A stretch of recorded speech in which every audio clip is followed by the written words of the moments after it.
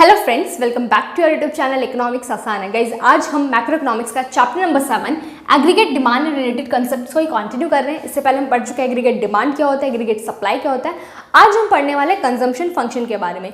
So guys बात करें consumption की, तो कंजम्पशन करता कौन है? हम करते हैं, हाउस होल्ड करता है। तो हाउस होल्ड अपनी इनकम का कितना पार्ट स्पेंड कर रहा है गुड्स एंड सर्विसेज पर अपनी नीड को सेटिस्फाई करने के लिए, that is consumption expenditure. Consumption function क्या होता है?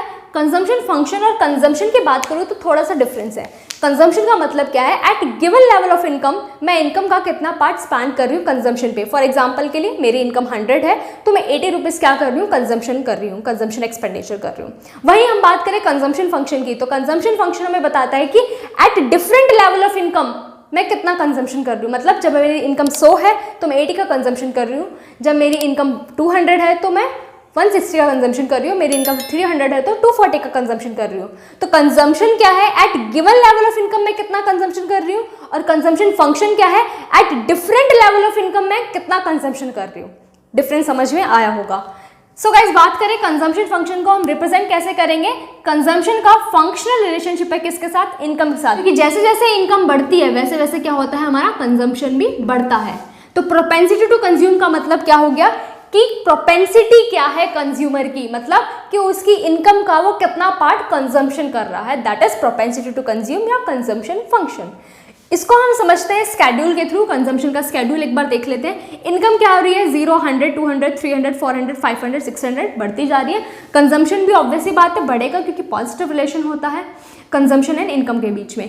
तो 40, 120, 200, 280, 360, 440 एंड 520। अब देखो जीरो लेवल ऑफ इनकम पर भी मैं 40 का कंजम्पशन कर रही हूँ। इसको बोलते हैं ऑटोनॉमस कंजम्पशन, और इसको हम सी बार से रिप्रेजेंट करते हैं। ऑटोनॉमस कंजम्पशन का मतलब क्या है कि इनकम का भी कंजम्पशन पे इम्पैक्ट नहीं पड़ रहा है। जीरो लेवल ऑफ इनकम पर भी मैं कंजम्पशन कर रही हूँ। ऐसा क्यों?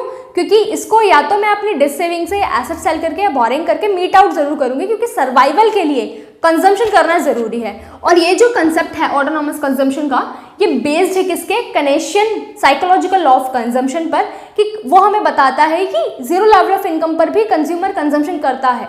क्यों करता है? क्योंकि सर्वाइवल के लिए मिनिमम लेवल ऑफ कंजम्पशन तो करना पड़ेगा। बट जैसे जैसे इनकम बढ़ती जाती है वैसे वैसे कंजम्पशन तो बढ़ता है, बट जिस प्रपोर्शन से इनकम बढ़ती है वैसे उतने प्रपोर्शन से कंजम्पशन नहीं बढ़ता। कि इनकम तो 100 से बढ़ रही है बट कंजम्पशन 80 से बढ़ रहा है। समझ में आया? तो हमारा जो कंजम्पशन का कंसेप्ट है वो साइकोलॉजिकल है, मतलब पर्सन टू पर्सन वेरी करेगा कि वो इनकम का कितना पार्ट स्पेंड करता है, कि कंज्यूमर के प्रेफरेंस क्या है, हैबिट क्या है, टेस्ट क्या है, ठीक है, उसके ऊपर डिपेंड करेगा। तो समझते हैं एक बार स्केड्यूल के थ्रू कि इनकम जैसे जैसे हमारी बढ़ रही है, मतलब जीरो लेवल ऑफ कंजम्पशन पर 40 का कंजम्पशन कर रही हूँ, जिसको हम ऑटोनॉमस कंजम्पशन बोलेंगे। सी बार से हम उसको रिप्रेजेंट करेंगे। देन 100 पर 120 का कंजम्पशन कर रही है, 200 पर 200। अब जैसे ही मेरा कंजम्पशन इक्वल हो गया इनकम के, उसके बाद क्या होगा? एक पर्टिकुलर पॉइंट रीच कर लिया मैंने, उसके बाद क्या होगा? मतलब मेरी नीड सेटिस्फाई हो गई है मिनिमम लेवल की जो नीड्स थी। इसके बाद मैं क्या करूंगी? सेविंग करना स्टार्ट कर दूंगी, क्योंकि इनकम के दो ही यूज होते हैं, या तो कंजम्पशन या फिर सेविंग। तो इसके बाद क्या होगा? 300, 280 कंजम्पशन, मतलब 20 रुपीज़ मैंने यहाँ पे सेव कर लिए। फिर 400, 360 का कंजम्पशन, 500, 440 का कंजम्पशन, 600, 520 का कंजम्पशन। अगर तुम ध्यान से देखो कि इनकम हमेशा 100, 100, 100 से चेंज हो रही है और कंजम्पशन हमेशा 80, 80, 80, 80 से चेंज हो रहा है। ऐसा रियलिटी में पॉसिबल नहीं है कि जब भी मेरी इनकम 100 से बढ़ेगी तो मैं 80 का ही कंजम्पशन करूंगी। ये तो हमें कंसेप्ट समझना है, तो इसलिए मैंने कांस्टेंट क्या करा है? चेंज मान के चला है। बट ऐसा रियलिटी में नहीं होता कि मेरी इनकम 100 से बढ़ी, मैंने 80 का कंजम्पशन करा।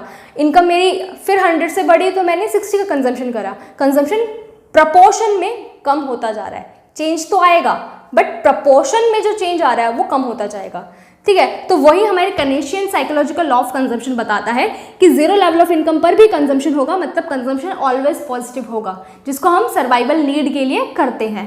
बट जैसे जैसे इनकम बढ़ेगी कंजम्पशन तो बढ़ेगा, बट जो चेंज आ रहा है वो इनकम के कंपैरिजन में कंजम्पशन में कम होगा, ठीक है।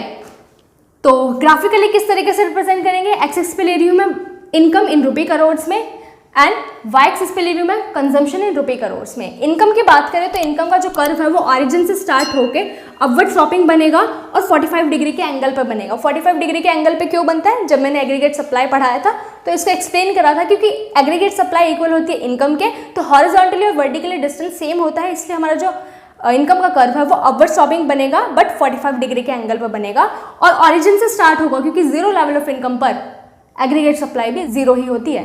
ठीक है, कंजम्पशन कर्व की बात करें तो वो ऑरिजिन से स्टार्ट ना होकर अबव द ऑरिजिन स्टार्ट होगा, क्योंकि जीरो लेवल ऑफ इनकम पर भी हमारा कंजम्पशन होता है। तो इसको हम किससे रिप्रेजेंट कर देंगे? सी बार से, ऑटोनॉमस कंजम्पशन से।